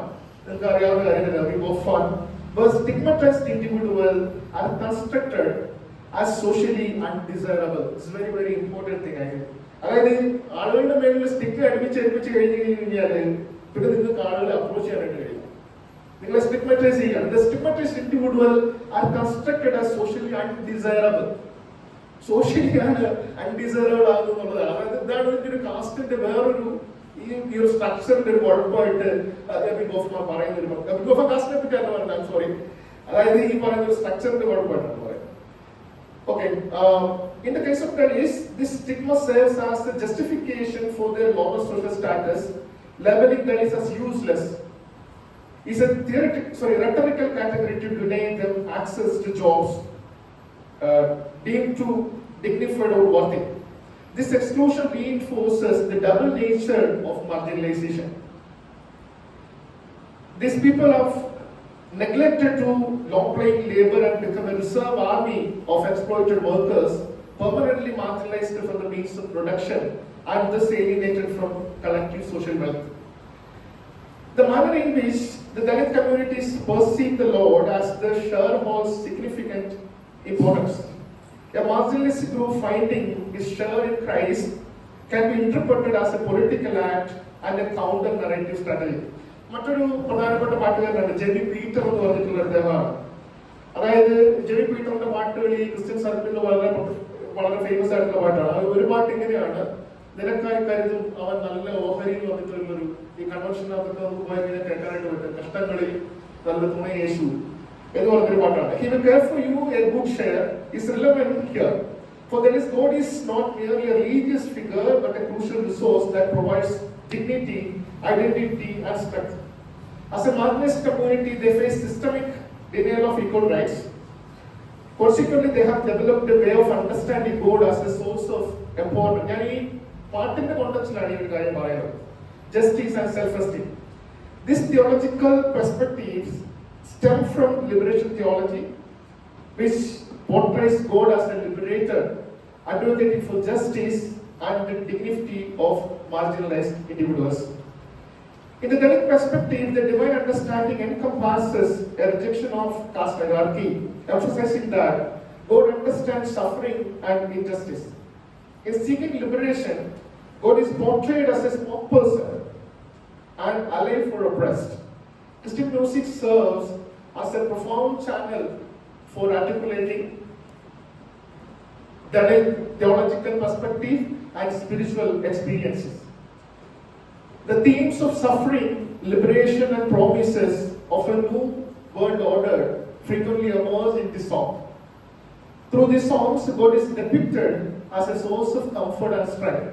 This music is not merely an expression of faith, but a validation to identity and resistance, reflecting how God becomes a symbol of hope amidst physical struggle. Thank you very much. ഞാൻ പറയാൻ ശ്രമിച്ചിട്ട് മാത്രമേ ഉള്ളൂ. അതായത് എൻ്റെ ഒരു basic argument ആണ്, ഈ ഒരു ട്രാൻസ്ജെൻഡേഴ്സിനകത്ത് വേണം നമ്മൾ ഈ ഗോഡ്സിന്റെ ദൈവത്തിന്റെ ഒരു എറ്റേണിറ്റി മനസ്സിലാക്കാനായിട്ട്. അതായത് നമ്മൾ ഈ പറഞ്ഞതിന്റെ എല്ലാം ഒരു ഫിസിക്കൽ ഡയമെൻഷനിൽ എടുത്തു കഴിഞ്ഞാൽ ഒരുപക്ഷെ നമുക്ക് ഈ പാട്ടുകൾ മനസ്സിലാവില്ല, ഇതിനകത്തുള്ള ഒരു സോഷ്യൽ ഡയമെൻഷൻ മനസ്സിലാവില്ല. മറിച്ച് ഇതിനകത്തുള്ള ഒരു തിയറിറ്റിക്കൽ കൺസേൺസ് കൂടെ വേണം ഈ പാട്ടുകളെ മനസ്സിലാക്കാൻ എന്നുള്ള ഒരു ആർഗ്യുമെന്റ് ആണ്. So once again I thank school for this opportunity. Thank you very much. Dr. Joby, for that fascinating paper. Theoretically, there are so many interlinkages that you brought in. Marx, model, black theology, right? It was very beautiful to hear.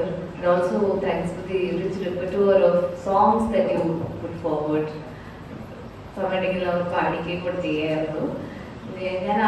I'm fascinated with this idea of West seen in the songs, especially when we look at fatigue being a constant companion of the lives, right? Even in the modern days, like we have to keep proving ourselves, we have to embattle and keep battling with the mockery things. So, taking on from black feminist thought in itself, നമ്മുടെ creative ലേബറിൽ നിന്ന് നമ്മളെ മാറ്റി വെക്കാൻ പറ്റുന്ന ഏറ്റവും എളുപ്പ വഴിയാണ് മോക്കറി യൂസ് ചെയ്യുക. So we keep fighting the stigmatization, we keep fighting these labels.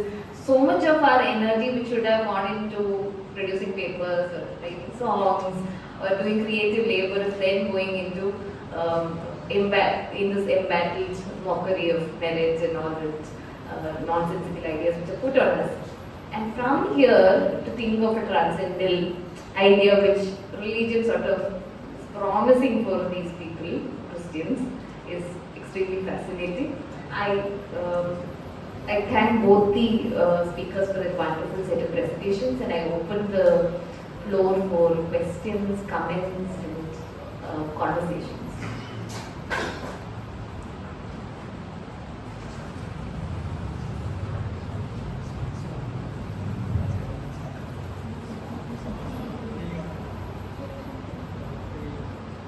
ജോബിയോടാണ് ചോദ്യം. ഈ റെസ്റ്റിനെ പറ്റി പറഞ്ഞില്ലേ, അതിനെ പറ്റിയാണ് ചോദിക്കുന്നത്. ഈ ക്രിസ്ത്യാനിറ്റിയിൽ ഈ റെസ്റ്റ് എന്ന് പറയുന്നത് ഒരു നോവൽ കോൺസെപ്റ്റ്, അതായത് ദളിത് ക്രിസ്ത്യൻസ് അത്രയും എംഫസൈസ് കൊടുത്ത് പറഞ്ഞുകൊണ്ടാണ് ഞാൻ ചോദിക്കുന്നത്. ബൈബിളിൽ തന്നെ ദൈവം റെസ്റ്റ് ചെയ്തു എന്ന് പറയുന്നുണ്ട്. അതുപോലെ തന്നെ ഈ സെവൻത് ഡേ അഡ്വന്റിസ്റ്റ് 7ാമത്തെ ദിവസം അവർ പൂർണ്ണമായിട്ടും റെസ്റ്റിന് വേണ്ടി മാത്രം മാറ്റി വെക്കുന്ന ഒരു ദിവസമാണ്. അവർ വേറെ ഒരു പണിയും ചെയ്തിട്ടില്ല, അന്ന് പ്രാർത്ഥന മാത്രം ചെയ്യുന്നതാണ്. അപ്പം ഈ റെസ്റ്റ് എന്ന് പറയുന്നത് ഈ ദളിത് ക്രിസ്ത്യൻസിന് അത് ഭയങ്കര നൊവേലായിട്ട് അതിങ്ങനെ പ്രത്യേകിച്ച് അത് ഊന്നിപ്പറയാൻ എന്തെങ്കിലും ഉണ്ടോ? കാരണം ഞാൻ മനസ്സിലാക്കിയെടുത്തോളം ബൈബിളിൽ അത് ഭയങ്കര it's very evident in the Bible that they focus on the rest, even the God rest on the seventh day. ഇനി രണ്ടാമത്തെ ചോദ്യം, ഈ പ്രൈസിനെ മലയാളത്തിലേക്ക് കൺവേർട്ട് ചെയ്യുന്ന സ്തോത്രം ആയിട്ടാണോ? പ്രൈസ് എന്ന വേർഡ് സ്തോത്രം എന്ന വാക്കായിട്ടാണ് മലയാളത്തിൽ? സ്തോത്രം എന്നല്ല, അതായത് വർഷിപ്പിന്റെ പ്രൈസ് ആൻഡ് വർഷിപ്പ് എന്നാ പറയുന്നത്. പ്രൈസ് ആൻഡ് വർഷിപ്പ് എന്ന് വെച്ചാൽ പാട്ടുപാടിയിട്ടുള്ള ആരാധനയാണ്. That's the next stage from singing actually. They initially started with songs.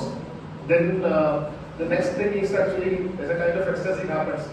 Ecstasy ഞാൻ വാക്ക് വളരെ കോൺഷ്യസ് ആയിട്ടാണ് യൂസ് ചെയ്യുന്നത്. അതായത് ചിലർ ഈ അന്യഭാഷ എന്ന് പറഞ്ഞിട്ടും ഈ പാട്ടുപാടി ആരാധിക്കുന്ന ഒരു ഏരിയ ആണ്. അതിന് അല്ലെങ്കിൽ തന്നെ ഈ അന്യഭാഷ എന്ന് പറഞ്ഞൊരു കാര്യം അതർ ടൈംസ് ഇല്ലെങ്കിൽ പോലും സ്പീക്കിംഗ് ഇൻ ടൈംസ് ഇല്ലെങ്കിൽ പോലും there is another kind of transcendence process is there. That stage we call actually praise. It's a kind of in-between stage actually. In-between stage. Literally you are disengaging from the lines or the words. Those songs are not there. You are speaking your own things actually. It's a kind of experience. So that's what I use that Turner's idea that in-between is that liminal idea basically. You are not in the first position. Your position has been transformed momentarily. It's a body transformation has happened actually. That's the kind of transition basically. സ്തോത്രം എന്നുള്ള വാക്ക് എന്റെ അറിവ് ശരിയാണെങ്കിൽ കൂടുതലും Dalit Christians അല്ലെങ്കിൽ Pentecost Christians ആണ് ഈ വാക്ക് ഉപയോഗിച്ചിരിക്കുന്നത്. അത് ആ ഒരു കമ്മ്യൂണിറ്റിയിൽ മാത്രം ഒതുങ്ങി നിൽക്കുന്ന വാക്കാണോ എന്നറിയാൻ വേണ്ടിയിട്ട്.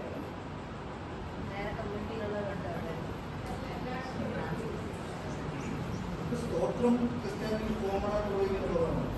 സ്തോത്രം എന്ന് പറയുന്നത് Sanskrit which means praise the Lord. Praise the Lord എന്ന് പറഞ്ഞാൽ അത് ബൈബിളിലെ കാത്തലിക്സ് ഉപയോഗിക്കുമ്പോൾ സ്തോത്രത്തിന് പകരം വേറൊരു പദമുണ്ടോന്ന് അറിയില്ല. പക്ഷേ ക്രിസ്ത്യാനിറ്റിയിൽ കോമൺ ആയിട്ട് നമ്മൾ കാണുന്നതാണ് സ്തോത്രം എന്ന പദം. ഈ എന്താണ് ഇംഗ്ലീഷ് ബൈബിളിൽ എല്ലാത്തിനും എന്താണ് നമ്മൾ ദൈവത്തെ പ്രൈസ് ചെയ്യുക എന്ന് പറയുന്നതിന് പകരം ബൈബിളിൽ സ്തോത്രം യൂസ് ചെയ്യുക, ആ ഒരു ഇതിലാണ് സ്തോത്രത്തോടു കൂടി ദൈവത്തെ പുകഴ്ത്തുക എന്നൊക്കെയുള്ള അർത്ഥത്തിലാണ് ഉപയോഗിക്കുന്നത്. അപ്പോൾ സ്തോത്രം എന്ന് പറയുന്നത് ക്രിസ്ത്യാനിറ്റിയിൽ കോമൺ ആയിട്ട് ഉപയോഗിക്കുന്ന പദമാണ്. പിന്നെ നമ്മൾ ഈ കാണുന്ന ഇപ്പോൾ പെന്തക്കോസ്റ്റ് അല്ലെങ്കിൽ പ്രൊട്ടസ്റ്റന്റ് വിഭാഗത്തിലാണ് എനിക്ക് തോന്നുന്നു കൂടുതൽ ഈ വിശ്വാസികളുടെ ഇടയിൽ ഈ ഇത്തരം ബൈബിൾ അല്ലെങ്കിൽ വർഷിപ്പ് പ്രൈസ് ഇത്തരം കാര്യങ്ങൾ കൂടുതലായിട്ട് കാണും. അതുകൊണ്ടാണ് നമ്മൾ അവരുടെ ഇടയിൽ ഇത്തരം സ്തോത്രങ്ങളൊക്കെ കൂടുതൽ കാണുന്നതെന്ന് എനിക്ക് തോന്നുന്നു. പിന്നെ ജോബി സാറ് എനിക്ക് തോന്നുന്നു ഡെലിബറേറ്റ്ലി വിട്ടുപോയതായിരിക്കില്ല. ഈ വേട്ടമലോദേശിയുടെ ഫസ്റ്റ് സോങ് പറഞ്ഞല്ലോ, നീതി സൂര്യൻ വരുമ്പോൾ തൻപ്രഭേന, അത് എനിക്ക് തോന്നുന്നു ചിലപ്പം ടൈമിന്റെ ഇതുകൊണ്ട് വിട്ടതായിരിക്കും. അതായത് അതിനകത്തൊരു വേർഡ് ഇങ്ങനെ പറയുന്നുണ്ട്, എന്നെ കൂടവേ ഇരുത്തുന്ന രാജാവ് വേഗം വരും. അതായത് ഈ ഒബിയസ്ലി ഈ വേട്ടമലോദേശി ഒരു ഉപദേശിയാണ്, മീൻസ് ഒരു പ്രീസ്റ്റിന് തുല്യമായി പെന്തക്കോസ്റ്റിൽ സ്ഥാനം വഹിക്കുന്ന ഒരാളാണ് ഉപദേശി. അപ്പം ഒരു കൺവെൻഷൻ അല്ലെങ്കിൽ ഒരു പബ്ലിക് വേദിയിൽ അദ്ദേഹം സ്റ്റേജിൽ ഇരുത്തപ്പെടേണ്ട ആളാണ്. പക്ഷെ അദ്ദേഹത്തെ സ്റ്റേജിൽ ഇരുത്തുന്നില്ല. സ്റ്റേജിൽ ഇരുത്താതെ വരുമ്പോഴാണ് ആ സ്റ്റാൻസ് ഇങ്ങനെ ഞാൻ പറഞ്ഞു കേട്ടിട്ടുള്ളതാണ്, നീതിസൂര്യൻ വരുമ്പോൾ തൻ പ്രഭയിൽ കാന്തയാലും ഇരുൾ നിറം മാറും, അതുപോലെ തന്നെ എന്നെ കൂടവേ ഇരുത്തുന്ന രാജാവ് വേഗം വരും. അപ്പം എന്നെ ഇവര് കൂടെ ഇരുത്തുന്നില്ല, എന്നെ മാറ്റി നിർത്തുന്നു. പക്ഷേ സെക്കൻഡ് കമ്മിങ്ങിൽ എന്നെ കൂടവേ ഇരുത്തുന്ന ഒരു ദൈവം കൂടെ. എനിക്ക് തോന്നുന്നു ജോബി സാർ അത് അത്ര സ്പെസിഫിക് ആയിട്ട് പറഞ്ഞില്ല, അതുകൊണ്ടാണ് അതൊന്ന് പറഞ്ഞത്.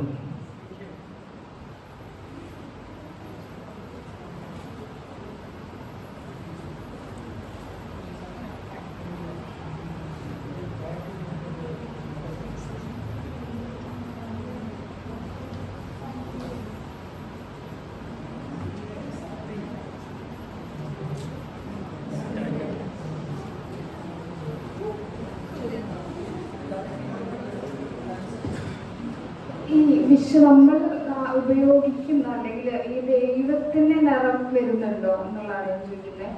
ദൈവത്തിന്റെ നിറമുണ്ട്. ഇരുൾ നിറം എന്ന് പറയുന്നത് നമ്മളെ നിറം തന്നെയാണോ, ദൈവത്തിന്റെ നിറം നമ്മളാകുന്നുള്ളതാണോ, അതോ നമ്മൾ ആരാധിക്കുന്ന ദൈവത്തിന് തന്നെ ഏതെങ്കിലും തരത്തിൽ നിറവുണ്ടോ എന്നുള്ളതാണ്. ഇപ്പോൾ നമ്മൾ ബ്ലാക്ക് ഇതിലൊക്കെ വരുമ്പോൾ വേറൊരു സാധനമാണ് കൺസെപ്റ്റാറുകൾ അവരുടെ റിലീജിയസ് പ്രാക്ടീസിലൊക്കെ വരുമ്പോഴേ.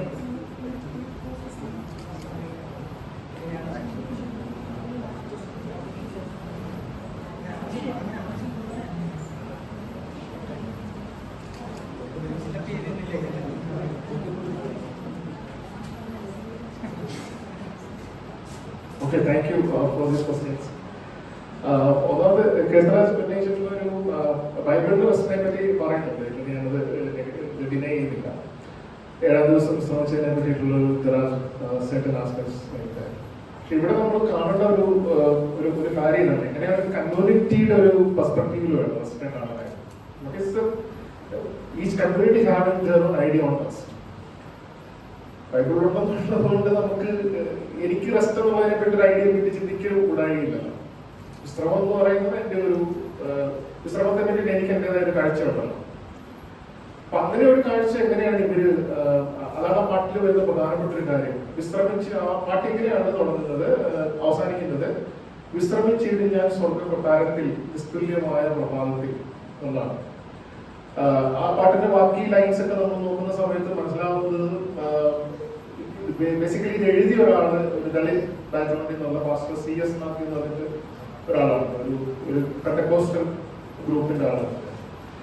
അപ്പൊ അദ്ദേഹം പറയുന്നത് വെച്ച് കഴിഞ്ഞാൽ തീർച്ചയായിട്ടും അദ്ദേഹത്തിന്റെ റെസ്റ്റ് എന്ന് പറയുന്നത് നമ്മളൊരു സെക്കൻഡ് കമ്മിങ് ഓഫ് ജീസസ് ഒക്കെ ആയിട്ട് റിലേറ്റഡ് പറയുന്നതെങ്കിൽ കൂടി ഇവിടെ ഇദ്ദേഹം കാണാനായിട്ട് ശ്രമിക്കുന്ന ഒരു എറ്റേണൽ റെസ്റ്റ് ആണ്. എറ്റേണൽ റെസ്റ്റ് എന്ന് വെച്ചാൽ മരണാനന്തരമായിട്ടുള്ള റെസ്റ്റ് എന്നുള്ള അർത്ഥത്തിലല്ല ഞാൻ കാണുന്നത്.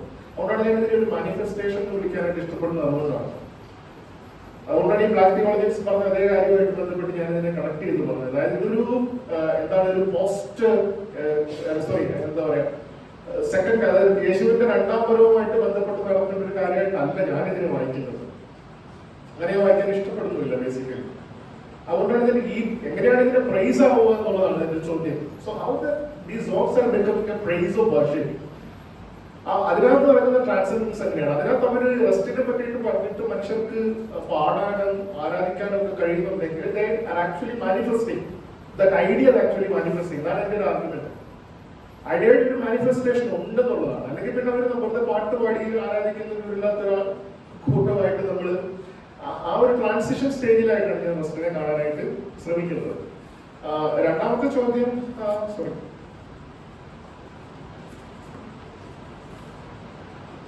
പ്രൈസിനെ പറ്റിയിട്ടാണ്. അത് പറഞ്ഞു എന്ന് എനിക്ക് വിചാരിക്കുന്നു. അതിന് ഞാൻ ചോദ്യത്തെ ഞാൻ അഡ്രസ് ചെയ്തിരുന്നു. അതായത് ഇത് ചോദിച്ച പാട്ട് എൻ പ്രിയ രക്ഷകൻ നീതിയും സൂര്യന എന്നുള്ളതിനകത്ത് ഞാൻ ഇങ്ങനെയാണ് പറഞ്ഞത്. സോ ജസ്റ്റിസ് സൺറൈസ്, ഞാൻ ഇതൊരു വളരെ ഉപയോഗ ട്രാൻസ്ലേഷൻ ആണ്. പാട്ട് ട്രാൻസ്ലേറ്റ് ചെയ്യാൻ മാത്രമുള്ള കപ്പാസിറ്റിയും എനിക്കില്ല. വരികള് പാട്ടിന്റെ വരികളൊക്കെ ട്രാൻസ്ലേറ്റ് ചെയ്യാന്ന് പറഞ്ഞു കഴിഞ്ഞാല് sorry for that very poor translation. Rises the colour, ഞാൻ ഗൂഗിൾ ഇട്ടിട്ട് ഈ വരി ഇട്ടിട്ട് ട്രാൻസ്ലേറ്റ്, എനിക്ക് ഒരു തരത്തിലും അത് നമുക്ക് ട്രാൻസ്ലേറ്റ് ചെയ്യാൻ കഴിയില്ല. രാജരാജൻ പ്രതിമയെ ധരിച്ചിട്ട് എന്നെ തൻ കൂടവേ ഇരുത്തുന്ന രാജാവ് വേഗം വരും, നമുക്ക് ട്രാൻസ്ലേറ്റ് ചെയ്യാം. പക്ഷേ അത് very difficult. The king who dressed the statue of Rajaraja will come soon and come and sit beside me. അത് ഈ ഒരു കാര്യം ഇതിനകത്ത് പറയുന്നുണ്ട്. പക്ഷേ ഈ പറഞ്ഞ ഞാനത് കുറച്ചുകൂടി എക്സ്പ്ലെയിൻ ചെയ്തില്ല എന്നുള്ളൊരു കാര്യം കൊണ്ട് ഞാൻ അംഗീകരിക്കുന്നു.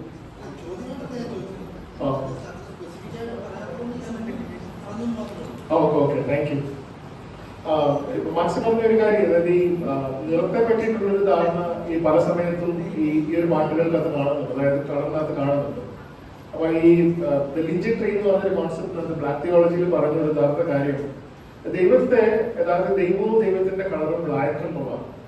കറുപ്പെന്നുള്ളൊരു ഓൾട്ടർനേറ്റീവ് ആയിട്ടല്ല അവർ ഇതിനെ കാണുന്നത്. കറുപ്പിനെ ആ രീതിയിലാണ് കറുത്ത ദൈവശാസ്ത്രം പറയുന്നത്. ദൈവത്തെ മാത്രമല്ല, ഈ ക്രൈസ്റ്റിനെ പോലും വിളിച്ച് ബ്ലാക്ക് മെസ്സയ, ഞാനിവിടെ എവിടെയോ പറയുന്നുണ്ട്, ഞാൻ ചില പാട്ട് വിട്ടുപോയിട്ടുണ്ട് വായിക്കാൻ. ബ്ലാക്ക് മെസ്സയ, കറുത്ത മിശിഹ എന്നുള്ളതാണ്. അപ്പൊ ഈ എല്ലാ സങ്കല്പങ്ങൾക്കകത്തും അവർ ഈ പറയുന്ന ഒരു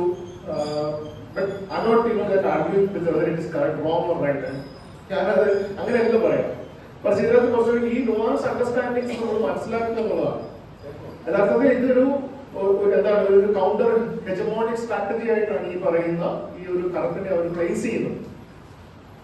അതുകൊണ്ടാണ് ഇവർ ഈ കറുത്ത മെസ്സിയ വരുന്ന സമയത്ത് ഈ ഇവർ പറയുന്ന ഒരു ലിബറേഷൻ എന്ന് പറഞ്ഞ ഐഡിയ ബ്ലാക്ക് തിയോളജി കറുത്ത ദൈവശാസ്ത്രം മുന്നോട്ട് വെക്കുന്നുണ്ട്. അത് ലിബറേഷൻ എന്ന് പറയുന്നത് ഈ ഇവരുടെ ഓപ്പറേഷനിൽ നിന്ന് ഇവരെ മോചിപ്പിക്കുന്ന ആളായിട്ട് മാത്രം അവർ കാണുന്നില്ല, മറിച്ച് ഇവരെ ടോട്ടൽ ഡിസ്ട്രക്ഷനെ ട്രാൻസെൻഡ് ചെയ്യുന്ന ഒരു ചെയ്യാൻ കഴിയുന്ന ഒരു വ്യക്തിയായിട്ട് ബ്ലാക്ക് മെസ്സിയ എന്ന് പറഞ്ഞ ഐഡിയ ആണ് ഈ ജെയിംസ് സ്കോട്ട് മുന്നോട്ട് വന്നത്. അദ്ദേഹത്തിന്റെ ബ്ലാക്ക് തിയോളജി എന്ന് പറഞ്ഞ പുസ്തകത്തിൽ അത് വളരെ വ്യക്തമായിട്ട് പറയുന്നത്. ദൈവത്തിൽ നിറം കറുപ്പെന്ന് തന്നെയാണ് അവർ പറയാനായിട്ട് ശ്രമിക്കുന്നത്. ഈ പാട്ടുകളിൽ അങ്ങനെയല്ല പറയുന്നത്. ഈ പാട്ടിൽ ഇങ്ങനെയാണ്. അതായത് നീതി സൂര്യൻ വരുമ്പോൾ അവിടെ അദ്ദേഹം പക്ഷെ നീതിയിൽ ദൈവത്തെ കാണുന്നത് കുറച്ചുകൂടെ ഒരു വൈറ്റ് ഗൈ ആയിട്ടായിരിക്കാം ചിലപ്പോൾ വിഷയം. അല്ലെങ്കിൽ എന്റെ നീതി സൂര്യൻ വരുമ്പോൾ എന്റെ ഇരുൾ നിറം മാറുമെന്ന് പറയുന്ന സമയത്ത് ഞാൻ അതിനെ ഡയറക്റ്റ് കളറുമായിട്ട് ലിങ്ക് ചെയ്യുന്നില്ല, മറിച്ച് ഈ പറയുന്ന ഒരു discriminative element of the colour would be changed എന്നുള്ളതാണ്. കളറിന്റെ പേരിലുള്ള ആ ഒരു ഡിസ്ക്രിമിനേറ്റീവ് എലമെന്റ് ഒരു പക്ഷേ മാറിയേക്കാം. ആ ഒരു ഐഡിയ ആണ് യഥാർത്ഥത്തിൽ അദ്ദേഹം മുന്നോട്ട് വെക്കുന്നത്.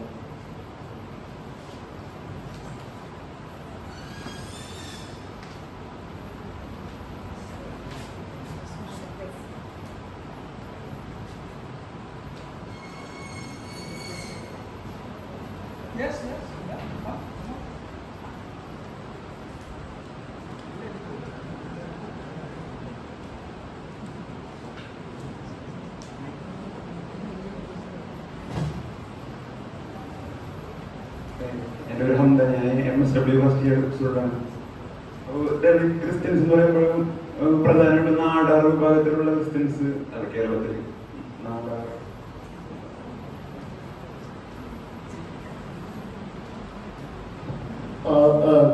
ഞാൻ നാടാർ ദളിത് ക്രിസ്ത്യനാണെന്നുള്ള കാറ്റഗറി എനിക്ക് ഇവിടെ നിന്ന് പറയാൻ കഴിയില്ല. യഥാർത്ഥത്തിൽ Nadars claiming that whether they are Dalit Christians or not, I have no idea about that. അത് എനിക്ക് അറിയില്ല യഥാർത്ഥത്തിൽ. എനിക്ക് അങ്ങനെ ഒരു Dalit Christian status Nadar claim ചെയ്യുന്നില്ല എന്നുള്ളതാണ് എനിക്ക് മനസ്സിലാക്കുന്നത്. മറിച്ച് ഈ ഒരു ദളിത് ക്രിസ്ത്യൻ കാറ്റഗറി ക്ലെയിം ചെയ്യുന്നത് ക്രിസ്ത്യാനിറ്റിയിലേക്ക് കൺവേർട്ടഡ് ആയിട്ടുള്ള മറ്റ് ലോവർ ക്ലാസ് ഗ്രൂപ്പ്സ് ഒക്കെയാണ്, പർട്ടിക്കുലർലി പുലയാസ്, പറയാസ്, കുറവ ഗ്രൂപ്പ്സ്. അനശ്വര ഗ്രൂപ്പ് സോറി, എന്തെങ്കിലും ആഡ് ചെയ്യാനുണ്ടോ ചോദ്യം? എന്താണെങ്കിലും നാടാർ ഈ കേസിൽപ്പെട്ടത് ക്രിസ്ത്യനിലേക്ക് കൺവേർട്ട് ആയിട്ടുള്ളത് ട്രാവൻകൂർ, തിരുവനന്തപുരം ഡിസ്ട്രിക്റ്റിൽ അങ്ങനെ കൂടുതൽ ആൾക്കാർ അന്വേഷണമുണ്ട്.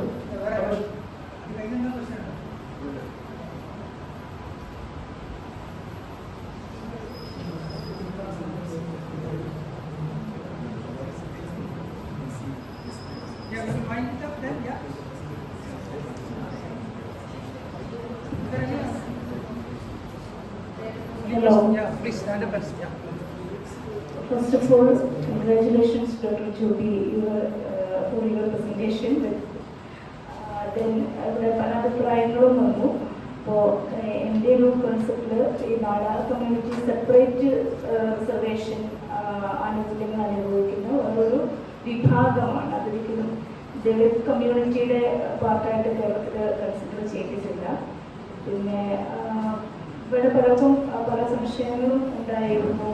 ഈ ഡോക്ടർ ജോബി ഇവിടെ അവതരിപ്പിച്ച പേപ്പറിൽ ദളിത് വിഭാഗത്തിൽപ്പെട്ട ക്രിസ്ത്യൻസ് അനുഭവിക്കുന്ന ആക്ച്വലി ഉണ്ടായിരുന്ന പ്രോബ്ലത്തെ അവരുടെ വിഭാഗത്തിലുള്ള പാസ്റ്റർമാർ ഒരുപക്ഷെ ആ രീതിയിൽ പാട്ടിലൂടെയും വ്യക്തമാക്കി എന്നുള്ള തരത്തിലാണ് അവതരിപ്പിച്ചിട്ടുള്ളതെന്നാണ് ഞാൻ വിശ്വസിക്കുന്നത്.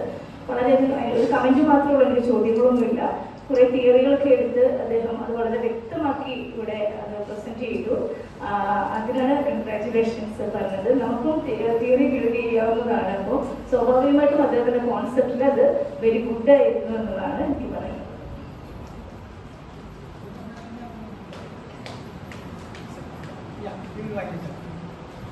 So, thank you for such an engaging conversation.